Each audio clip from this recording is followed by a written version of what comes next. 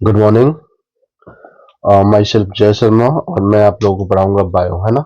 जीव विज्ञान class 12th की कुछ बायोलॉजी के टॉपिक्स हैं जिसको हमें पढ़ना है। तो आइए चलते हैं, देखते हैं इसको। ठीक है, तो क्लास 12th है हमारा, क्लास 12th 12 है और हमारा जो चैप्टर है चैप्टर नंबर 15। ठीक है, देखिए यह चैप्टर डाटा के हिसाब से इम्पोर्टेंट है और वैसे तो कहानी है, आप सुनेंगे तो वैसे ही याद हो जाएगा आपको, तो ज्यादा घबराने की बात नहीं है ना। तो टॉपिक्स चैप्टर है हमारा जैव विविधता एवं संरक्षण। जैव विविधता एवं संरक्षण।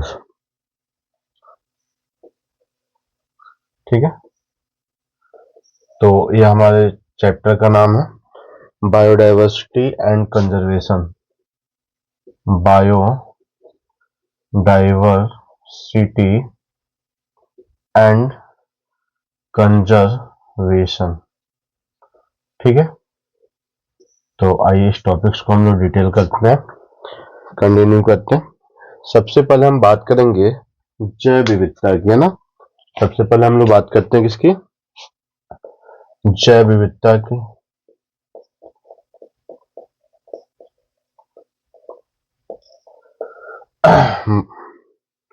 इसको इंग्लिश में बोलते हैं bio diversity. Good morning, my self जय शर्मा और मैं आप लोगों को पढ़ाऊंगा बायो, है ना। जीव विज्ञान क्लास 12th की कुछ बायोलॉजी के टॉपिक्स हैं जिसको हमें पढ़ना है। तो आइए चलते हैं, देखते हैं इसको। ठीक है, तो क्लास 12th है हमारा, क्लास 12th 12 है और हमारा जो चैप्टर है चैप्टर नंबर 15। ठीक है, देखिए यह चैप्टर डाटा के हिसाब से इम्पोर्टेंट है और वैसे तो कहानी है, आप सुनेंगे तो वैसे ही याद हो जाएगा आपको, तो ज्यादा घबराने की बात नहीं है ना। तो टॉपिक्स चैप्टर है हमारा जैव विविधता एवं संरक्षण। जैव विविधता एवं संरक्षण। ठीक है, तो ये हमारे चैप्टर का नाम है biodiversity and conservation. Biodiversity and conservation. ठीक है, तो आइए इस टॉपिक्स को हम लोग डिटेल करते हैं, कंटिन्यू करते हैं। सबसे पहले हम बात करेंगे जैव विविधता की, है ना। सबसे पहले हम लोग बात करते हैं किसकी, जैव विविधता की।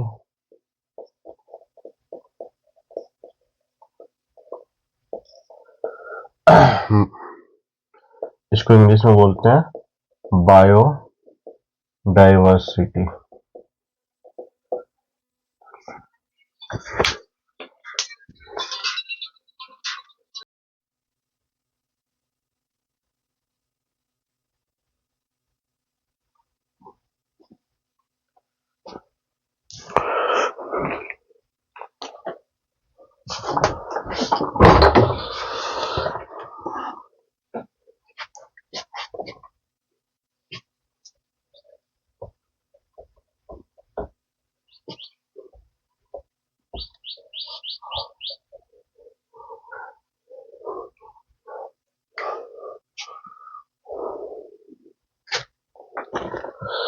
चलिए हम लोग बात करने वाले हैं जैव विविधता के स्तर या लेवल ऑफ बायोडाइवर्सिटी, है ना। क्या होता है लेवल ऑफ बायोडाइवर्सिटी।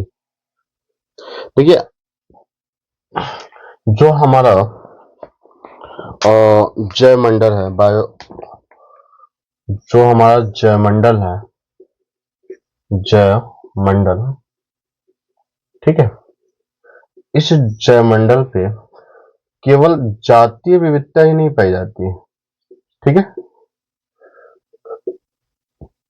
ठीक है, केवल अगर हम इस के पास देखें तो हमारे पास न केवल स्पीशीज डाइवर्सिटी ही नहीं होती है, ठीक है, हमारे पास इकोलॉजिकल डाइवर्सिटी भी, इकोलॉजिकल डाइवर्सिटी भी पाई जाती है। यानी कि हमारा जो जैवमंडल होता है, उस जैवमंडल में जो डाइवर्सिटी होती है, बायोडाइवर्सिटी होती है, वह सिर्फ स्पीशीज लेवल का नहीं होता, वहां पे इकोलॉजिकल डाइवर्सिटीज भी पाई जाती है। जैसे मान लीजिए रेगिस्तान हो गया, समुद्र हो गया, वन हो गया ना, तो इकोलॉजिकल डाइवर्सिटीज है, तालाब हो गए, ठीक है। और जातीय डाइवर्सिटी क्या होती है, जातीय स्तर पर डाइवर्सिटी होती है ना, उसे जातीय डाइवर्सिटी कहते हैं। तो ये होता है। तो जो डाइवर्सिटी शब्द दिया था एक वैज्ञानिक थे जिनका नाम था एडवर्ड, ठीक है, एडवर्ड विल्सन, ठीक है। इन्होंने जो डाइवर्सिटीज है या बायोडाइवर्सिटीज है, बायोडाइवर्सिटी है, इसको बेसिकली 3 भागों में बांटा। पहला है अनुवांशिक विविधता, अनुवांशिक विविधता, स्पीशीज डाइवर्सिटी, है ना। दूसरा है जातीय विविधता, सॉरी यहाँ जेनेटिक डाइवर्सिटी हो, जेनेटिक डाइवर्सिटी। दूसरा जातीय विविधता, स्पीशीज डाइवर्सिटी। और तीसरा है पारिस्थितिकीय विविधता, यानी कि इकोलॉजिकल डाइवर्सिटी। तो जैव विविधता के स्तर पे लेवल ऑफ बायोडाइवर्सिटी देखते हैं तो हमने कहा कि जो डाइवर्सिटी का लेवल है वह न सिर्फ स्पीशीज लेवल का है बल्कि इकोलॉजिकल लेवल का है। और डाइवर्सिटी जो होता है ना, विविधता जो होती है वह एटम से लेकर बायोम्स तक पाई जाती है, ठीक है। तो हर जगह कुछ ना कुछ डाइवर्सिटी या वेरिएशन क्या होते हैं, वह पाए जाते हैं, ठीक है। अब हम इसमें एक एक की बात कर लेते हैं। तो अनुवांशिक विविधता क्या है, ठीक है, जेनेटिक डाइवर्सिटी किसे कहते हैं। देखिए अनुवांशिक स्तर पे यानी कि जेनेटिक या जीन स्तर पे, जीन स्तर पे जो विविधता पाई जाती है, ठीक है, उस विविधता को हम बोलते हैं अनुवांशिक विविधता। क्या बोलते हैं, अनुवांशिक विविधता। जो विविधता जीन स्तर पे होती है उसे हम अनुवांशिक विविधता कहते हैं। जैसे फॉर एग्जांपल हिमालय के पहाड़ों में एक औषधि प्लांट होता है जिसको बोलते हैं राउवोल्फिया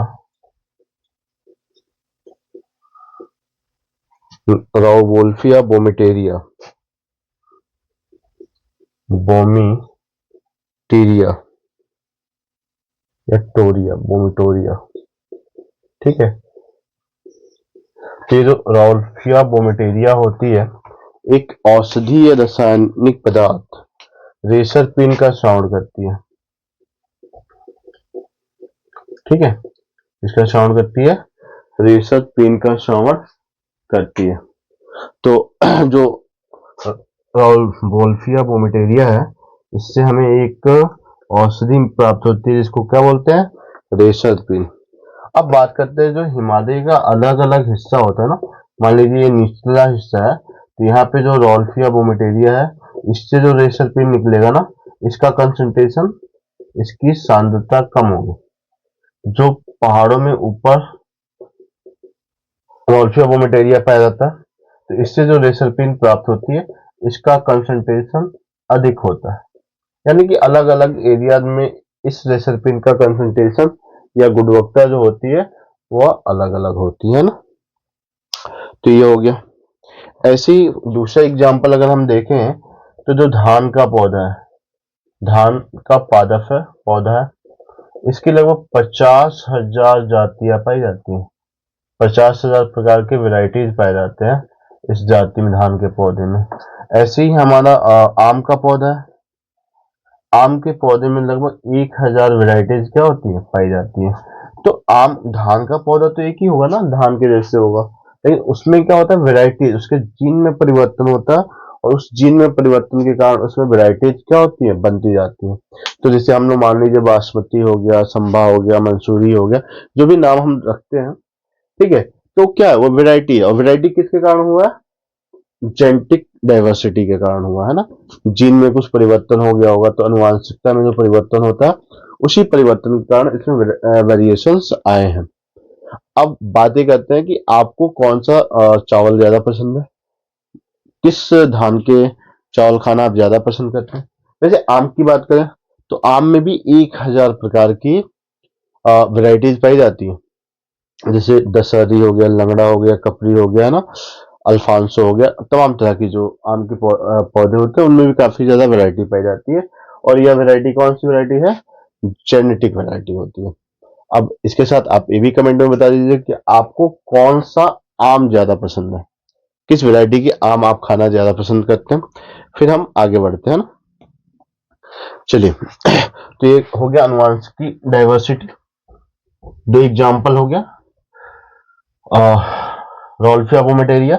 एक नंबर के क्वेश्चन में भी ये पूछा जाता है, ठीक है, एक नंबर के क्वेश्चन में भी ये आता है कि रोल्फिया पोमेटेरिया कौन से औषधि का श्रवण करता है, या फिर रेसरपिन का श्रवण कौन सा पौधा करता है ना। ठीक है, तो एक दो नंबर में क्वेश्चन तो आ ही सकते हैं। चलिए, अब हम बात करते हैं जाति विविधता की। दूसरा हमारा क्या है, वैरायटी, तो दूसरा जातीय विविधता, स्पीसीज डाइवर्सिटी, है ना। वो जाति विविधता क्या होता है, सिंपल है, जाति स्तर पे जो विविधता दिखाई देती है, ठीक है, उसी को क्या कहते हैं, जातीय विविधता कहते हैं। फॉर एग्जाम्पल, जो हमारा देश है उसका जो नीचे का पोर्शन है ना, ये वाला, तो एक होता है पश्चिमी घाट,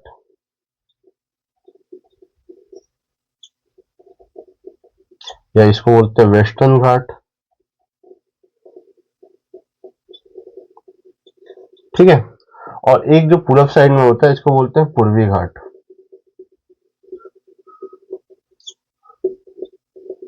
ईस्टर्न घाट।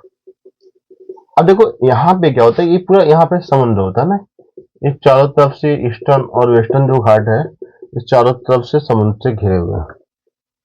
अब यहाँ पे क्या होता है कि एम्फीबिया, ठीक है, फाइलम क्लास एम्फीबिया के, जो एम्फीबिया क्लास है,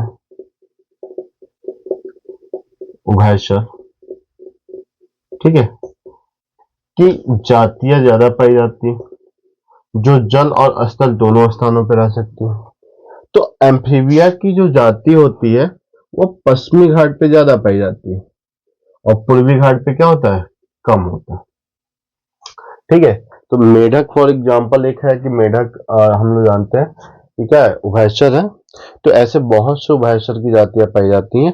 तो उभयचर की जो जातियां होती है ना, जिसमें मेढक भी एक है, वो पश्चिमी घाट पे ज्यादा होती है, और पूर्वी घाट पे क्या होती है, कम होती है। तो इसलिए हम कह सकते हैं कि जो पश्चिमी घाट है ना, ये जातीय स्तर पे ज्यादा समृद्ध है ना। तो ये हो गया। अब तीसरा जो हेडिंग है हमारा, ये टॉपिक्स है परिस्थितिकीय विविधता, परिस्थितिकीय विविधता, ठीक है, इकोलॉजिकल डाइवर्सिटी। तो इकोलॉजी के आधार पे भी जीवों में काफी ज्यादा विविधता क्या होती है, देखने को मिलती है, और जो जगह होते हैं वो भी देखने को मिलते हैं। जैसे अगर हम इंडिया की बात करें तो इंडिया में क्या है, रेगिस्तान है। तो रेगिस्तान में आप देखिए कैसे जीव रहते हैं, वहाँ पौधे कम है, एनिमल भी वही, सभी एनिमल वहाँ सरवाइव नहीं कर सकते हैं, तो जो उसके अनुकूल होते हैं वो रहते हैं। इसके अलावा वर्षा वन है, उसके अलावा ग्रान, ठीक है, आर्द्र भूमि, ज्वालामुखी, अल्पाइन रीजन, ये सब है। तो यह पारिस्थितिकीय विविधता हो जाती है। तो मैंने आपको जो नोट्स दिया है, असाइनमेंट दिया है, उसमें इस सबका डिटेल्स है ना, तो वो अब आप समझ सकते हैं, उसको आराम से पढ़ भी सकते हैं। ठीक है,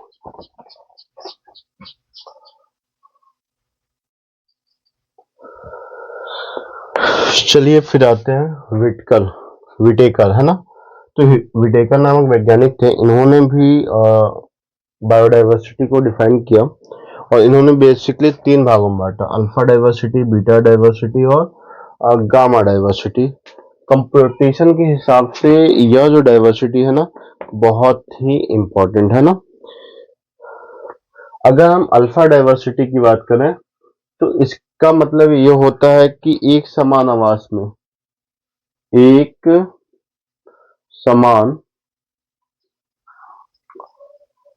में जो जातियां पाई जाती हैं और इनमें जो विविधता होती है, ठीक है, उसे हम अल्फा डाइवर्सिटी कहते हैं। यानी कि एक समान आवास, एक जैसे वातावरण में जो जातियां पाई जाती हैं, उनमें जो विविधताएं पाई जाती हैं, उसे हम अल्फा डाइवर्सिटी कहते हैं।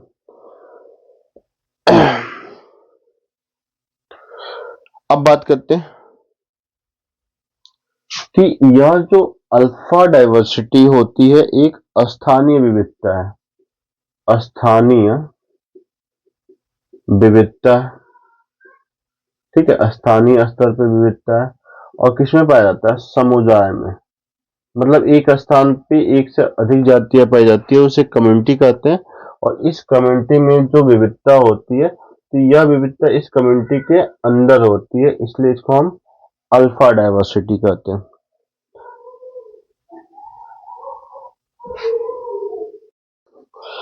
तो चलिए अब बात करते हैं बीटा डाइवर्सिटी की, इसकी बात कर लेते हैं बीटा डाइवर्सिटी की, है ना।